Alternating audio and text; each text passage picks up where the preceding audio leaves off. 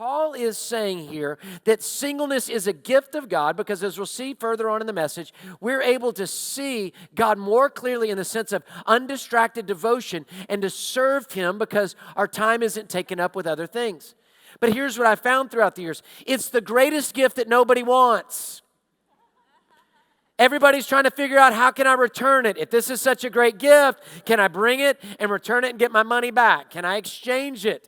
What can happen on these different things? So in this thought of Paul, though, is saying it's a great gift and don't even seek otherwise. Just stay with it. But it's a gift that oftentimes we don't want. And this is a process that we're on. The first thing here, and this is in your listening guide as well, so you can fill this out, is the first thing here at the top is freedom.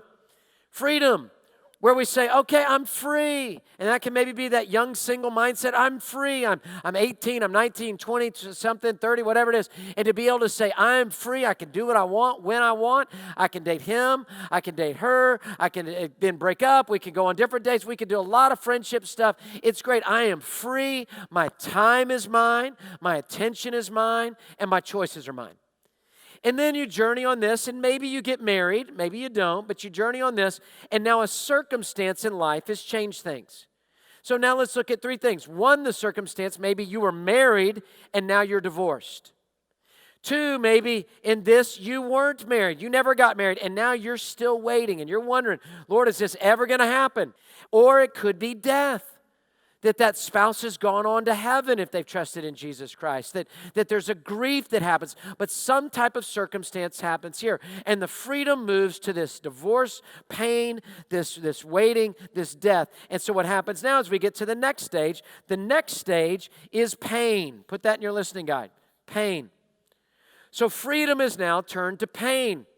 I've gone through a difficult circumstance. I'm waiting still. Divorce has happened, whatever it is. Well, our pain can look like this. We can be wounded. Every divorce hurts. There is not such thing as a good divorce.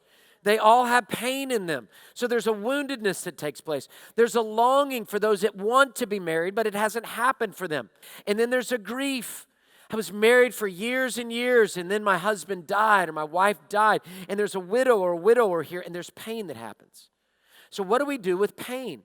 Well, pain has to be surrendered. We surrender our hearts, our future, and our will. And we say, Lord, it's yours. And really, if you want to know the message for you that are single, this is in all of us, is surrender. That's the application point for this message. But what happens in our life is we get stuck in between this area. And we go back and forth on this. Oh, Lord, I surrender to you. You've got the future. Oh, man, I'm hurting so bad. Oh, Lord, I give you my will and my heart. Oh, Lord, I'm in so much pain. And we end up in this going back and forth, back and forth, back and forth. And then what takes place is we drift back over here. When we come through that pain, we start reliving the circumstance. Well, I should have never married him in the first place. Well, Lord, I must have done something wrong, and you're making me pay, so I'm waiting. Gosh, why, Lord, am I? We did everything right, and yet he still died. Or she still died. And we end up where we get caught in this trough with our singleness. Where now we're here in this trough and we can't get out. But what God wants is He wants us to, yes, come through the pain, come to the place of surrender, and that we would be caught in this section here. This is what we want to go back and forth on.